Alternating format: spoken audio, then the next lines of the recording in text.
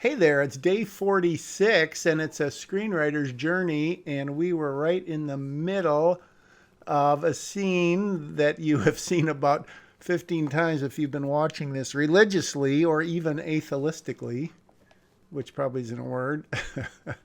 but yeah, that was when Larry was trying to throw Ace and Clyde a little off the track and get them a little bit paranoid.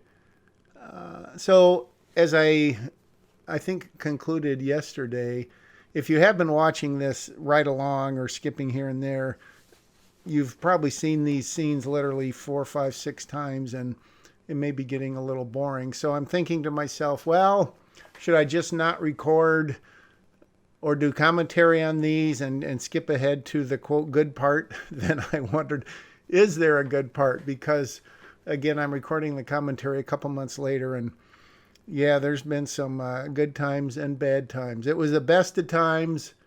It was near the worst of times. I won't tell you where I am right now. Um, but then I figured, you know, who am I to deprive you of the opportunity to suffer along with me as I go on this journey of screenwriting? So, you know, you can double speed this, you can skim through it, you can completely ignore it and move on to another day. Of course, you can't do that until tomorrow because I'm just putting these on one at a time. Um, so let's see where we are here. I am literally just jumping all around. How are you holding out? How are you? How are you holding out? Trying to figure out who people are talking to.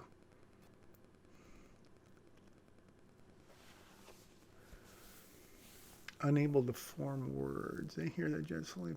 I guess Gary is sort of freaked out, so that's why she said, "How are you holding out?" So yeah, this is.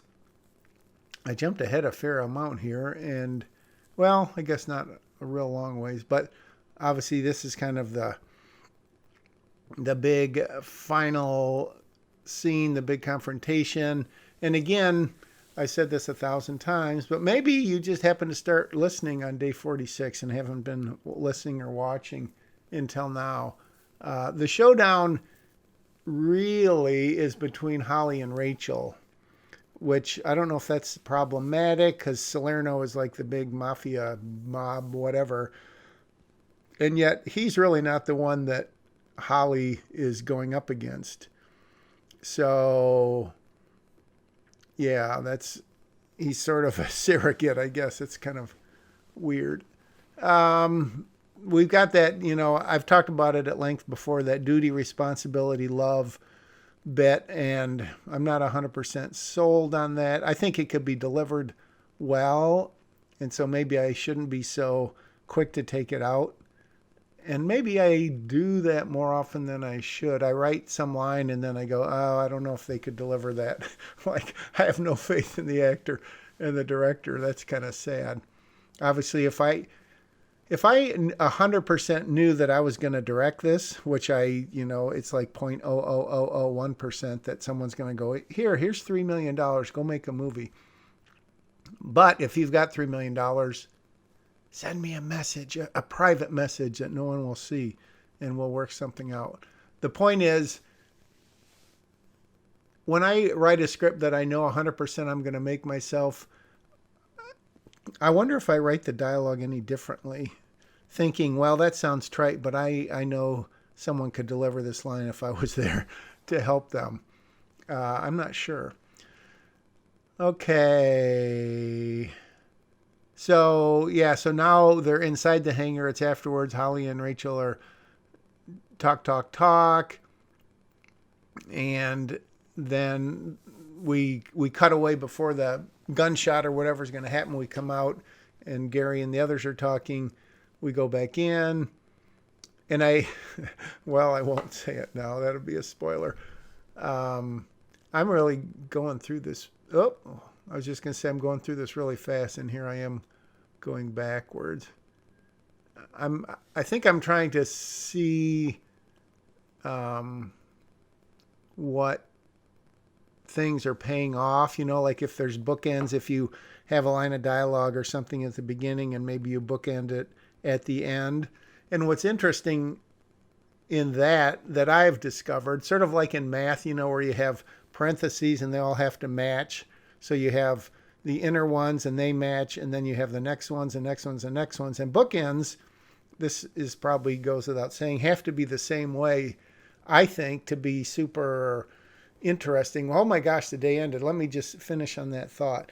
So if you set something up at the beginning, and then you set something else up, at page 10 or 12, and then something else up at page 20, I think it works best if you pay them off in that same order, in reverse. So in other words, whatever you set up on page 20, you would resolve at page 30, or I'm just totally making up the numbers. So you wouldn't set something up at page 10 with a line of dialogue and then you mirror it. Well, let me say that again. If you set up something at page 10 with a line of dialogue and then set up something else at page 20 with a line of dialogue, I think it would be best if you did not pay off the first one until you had paid off the second one, if that makes sense.